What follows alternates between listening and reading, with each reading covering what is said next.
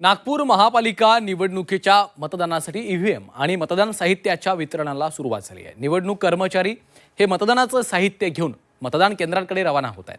नागपुरात उद्या 3004 मतदान केंद्रांवर यंत्रणा सज्ज झालेली आहे। यावेळी सुरक्षेसाठी 5000पेक्षा अधिक पोलिसांचा फौजफाटा देखील तैनात केलेला आहे आणि याचाच आढावा घेतलेला आहे आमचे प्रतिनिधी अमर काणे यांनी।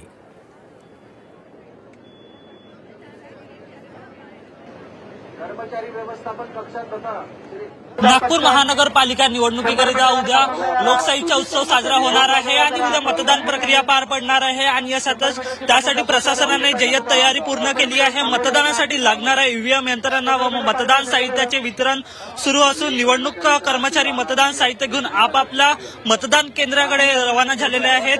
नागपूर शहरात एकूण 38 प्रभागासाठी ही निवडणूक पार पडणार आहे, तर यासाठी 244 झोनल अधिकारी नियुक्त करण्यात आलेले आहेत। तर 5000हून अधिक पोलीस कर्मचारी व पथके त्यांचे तैनात करण्यात आली आहे आणि या ठिकाणी मतदान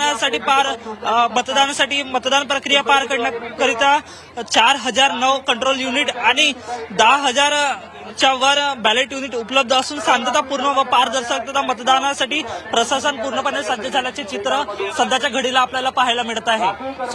कॅमेरामॅन रत्न सुमित ठाकरे, जी 24 तास, नागपूर।